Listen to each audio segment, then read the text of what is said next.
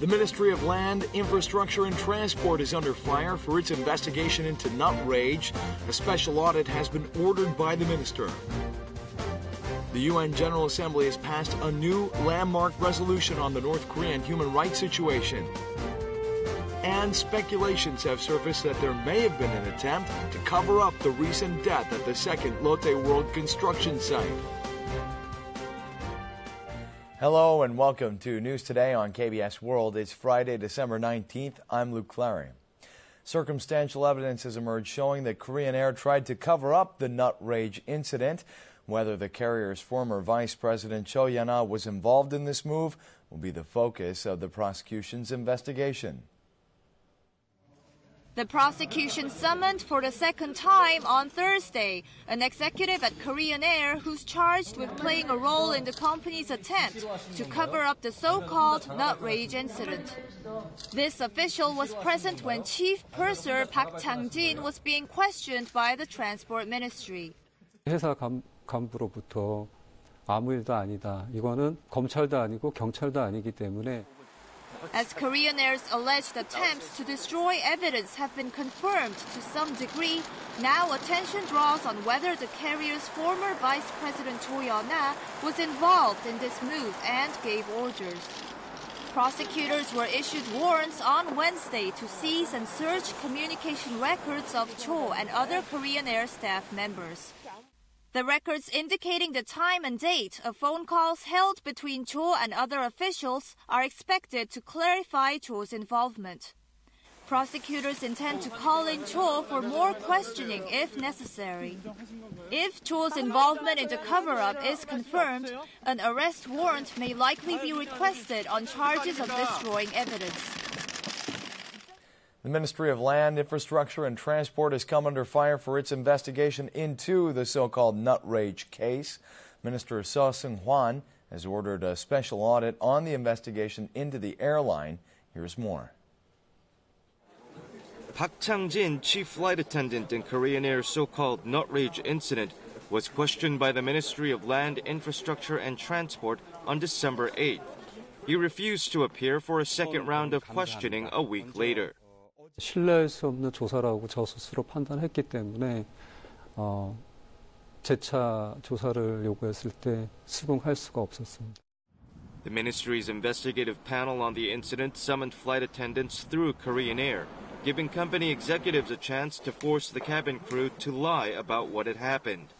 The panel made it difficult for the cabin crew to respond honestly by questioning them in the presence of Korean Air executives, or allowing executives to hear what the cabin crew said. The investigative panel asked Korean Air executives to have the cabin crew confirm their statements. Chief Flight Attendant Park was thus forced to revise his statement as many as 10 times to make it favorable for former Korean Air Vice President Cho Hyun-ah. With evidence surfacing of a skewed investigation with preferential treatment, Minister Cho Hyun-ah belatedly ordered a special audit on the investigative panel, a shift from his stance that he completely trusted the fairness of the probe. Amid criticism against the belated audit, prosecutors plan, if necessary, to summon and question ministry investigators regarding their role in Korean Air executives' attempts to pass false evidence. The UN General Assembly has passed a new landmark resolution on the North Korean human rights situation. It's the strongest resolution of its kind to date and calls for the case to be referred to the International Criminal Court. Draft Resolution 1 is adopted. A total of 116 nations voted in favor of the resolution, with 20 objections and 53 abstentions. The difference between votes for and against is much wider than when the resolution was put to a vote in the General Assembly's Third Committee last month. The latest resolution calls on the UN Security Council to bring the North Korean human rights issue to the International Criminal Court in order to sanction the North Korean officials responsible for crimes against humanity. It's the very first time a UN resolution on the North's human rights has called for an ICC referral. With the strongest ever resolution on the matter passing the General Assembly and potentially targeting North Korean leader Kim Jong-un, the global consensus is that the international community must take stern action. On the news of its passage, North Korea immediately rejected the resolution, calling it an attempt to destroy its regime and an insult to the supreme leader's dignity. On the basis of fabricated report of the Commission of Human Rights of Inquiry, which has never been in my country. Accepting a joint proposal made by 10 of its permanent and non-permanent members, the UN Security Council is scheduled on Monday to discuss the North's human rights issue as an official agenda item for the first time in the Council's history. From next year, patients having private medical insurance policies for actual loss will have to pay twice as much as they do now when they go to hospitals. The price range is aimed at discouraging patients from using hospitals excessively. However, there is criticism that the hike will shift the financial loss of insurance companies to the subscribers' shoulders. Insurance policies for actual loss cover the medical expenses of patients. Patients can pay just 10% of their medical bills if they pay approximately $9 to $18 in insurance premiums a month. 자기 부담금이 낮다 보니까 좀 도덕적 해이가 있습니다. 이게 의료기관도 그렇고요, 계약자도 그렇고 아무래도 좀 과잉 진료라든지 고가의 어떤 검사를 택하는 경우가 많고요. The Financial Services Commission explained that it has decided to raise the amount paid by patients with actual loss medical insurance from the current 10% to 20% next year. The Commission said that the hike is aimed at discouraging people from seeking excessive treatment. However, consumers' organizations are protesting the raise, saying that it will increase the burden placed on patients who receive expensive examinations like MRI or CT scans. 손해율이 높다는 이유로 손해율을 소비자들한테 전부 전가하는 것은 부당하다고 생각합니다. 32 million people currently have private medical insurance policies for actual loss. Insurance companies have come under fire for shifting their financial losses to consumers, rather than working to reduce their deficits through self-rescue efforts or managerial reform. A worker was recently killed at the second Lotte World construction site, and speculation that there was a cover-up attempt has intensified as there is no record of an emergency 119 call at the time of the accident. Circumstantial evidence shows that a report to emergency authorities was deliberately avoided. At the second Lotte World on Tuesday at around 1 p.m., a worker identified by his surname Kim suffered a 10-meter plunge onto the construction site of the complex's concert hall. He was in critical condition, but not dead. Some 20 other workers were on site, but no one called 119 to report the accident. Instead, calls were made to a fire safety inspector, safety manager, and eventually to an official of Lotte's designated hospital. It took 45 minutes to take Kim to a nearby university hospital on an ambulance provided by the designated hospital. Kim's co-workers claimed the company routinely told them not to make reports to the 119 emergency authorities. 기억을 하면은 119 바로 하지 말고 자기네 의무진이 있으니까 거기다 신고해서. The second Lotte World site covers a huge expanse of construction, highly prone to accidents big and small. But not one 119 call for rescue or first aid was made for the entire year. Calls only went to Lotte's designated hospital, which only owns one ambulance and is located 2 times farther than the 119 center. Lotte explained its rule is to report any incidents to both the designated hospital and the 119 center. It complained that its affiliates and partner firms may have sometimes deviated from the company-wide measure. Some traditional outdoor markets are attracting customers with special hands-on programs or cultural events. It's their strategy to sharpen their competitive edge in the face of various business challenges. On the coldest day of the winter so far, carols played by a military band captivate the eyes and ears of shoppers. Merchants dressed in Santa outfits walk through the market handing out gifts. 너무 즐거워요. 같이 즐겁고 행복하고 보여줄 게 많이 있잖아요. 시장 마트보다는 아무래도 시장 사람들이 온기가 있으니까. This is the only traditional outdoor market to hold a Christmas festival. It hosts more than 100 special events throughout the year. 추석 때는 송편 골라 먹는 축제, 또 설날에는 가래떡 나눔 축제, 또 매월 둘째 넷째 일요일 날에는 고객맞이 쿠폰 이벤트 행사. Colorful, beautiful traditional Korean hanbok garments are on display. This is a 100-year-old hanbok market in Suwon, Gyeonggi Province. Just upstairs, visitors can participate in various hands-on cultural classes like pottery and calligraphy. There is also an exhibition of items donated by merchants. Traditional outdoor markets are being reborn as settings for first-hand cultural experience. They have embraced the change as a strategy to compete with large supermarket chains. An exhibition of Korea's most acclaimed modern painters is taking place in Seoul. It's a rare feast for the eyes of much celebrated artworks. A dynamic-looking bull is drawn in thick, rough lines, making the muscular definitions look like bones.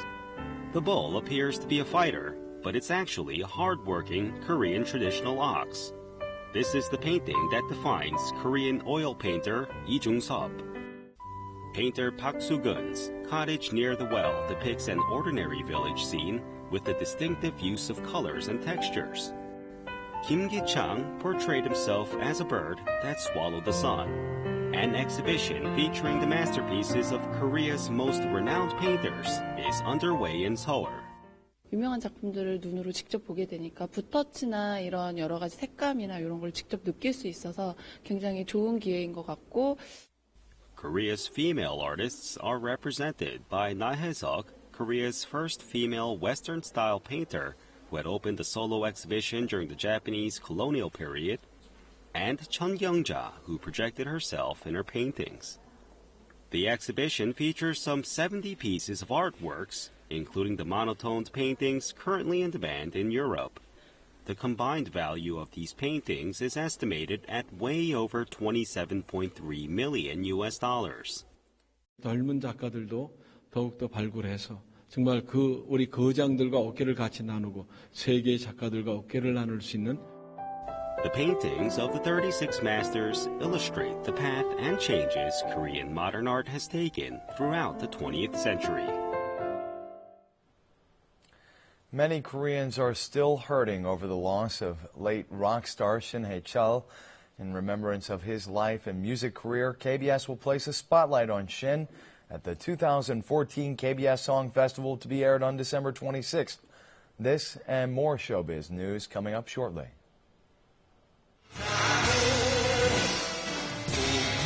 A commemorative stage for the late Shin Hae-chul will be featured at the 2014 KBS Song Festival to be aired on December 26th.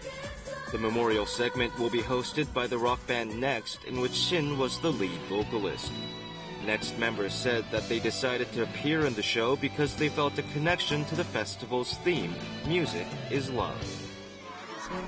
Director Yoon Jae-gyun's Ode to My Father has been officially invited to the Panorama section of the 65th Berlin International Film Festival scheduled for next February.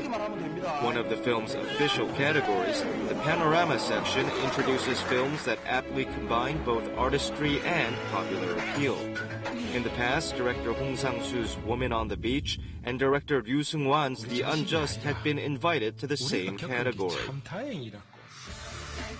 Male duo TVXQ and idol group Super Junior have both topped Japan's Oricon Daily charts. TVXQ shot to the #1 spot on the Oricon Daily album chart on December 17th, the day its new album With was released. On that very day, Super Junior introduced its new single, Mamacita Ayaya, and took first place on the Oricon Daily singles chart.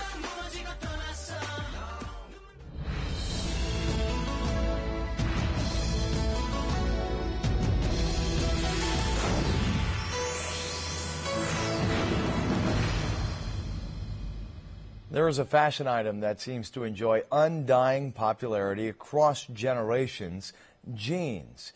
An exhibition on the history of blue jeans is now open in Seoul, and today's close-up is all about jeans. Let's take a look. It's safe to say that jeans are a staple in wardrobes around the world.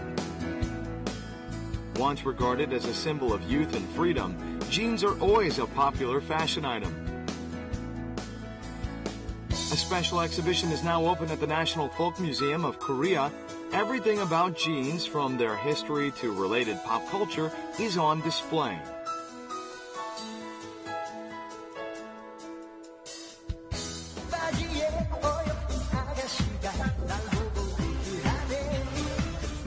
Among the exhibits are music, TV commercials, and news reports on jeans, offering young people glimpses into the past while making older people feel nostalgic. 자유화되면서 청바지를 많이 입게 됐죠. 어떤 청바지 많이 입으셨어요? 주로 이제 색깔 좀 물 빠진 청바지나 그런 거 많이 입었었죠. Many people have good memories with jeans. That's part of the reason why their popularity never dies. Jeans have been regarded as a representative off-the-rack fashion item.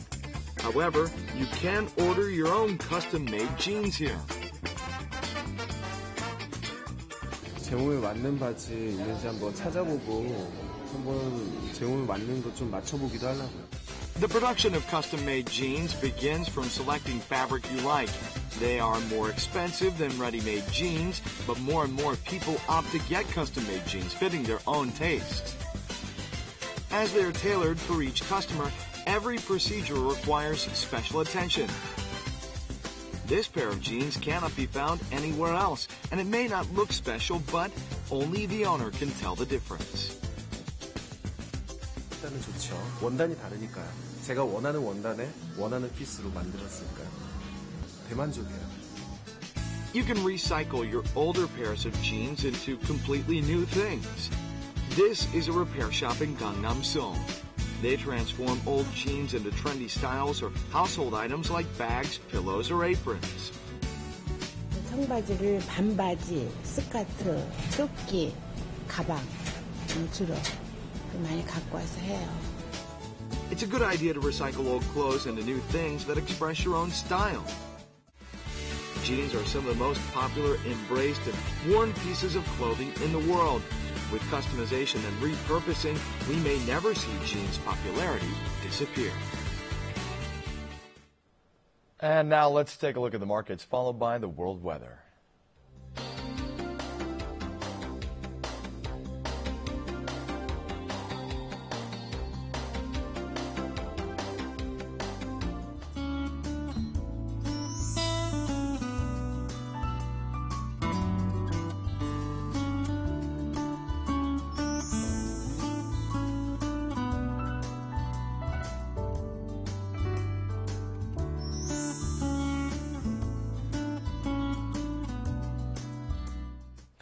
And that's it for this edition of News Today. Thanks for watching, and we'll see you again on Monday.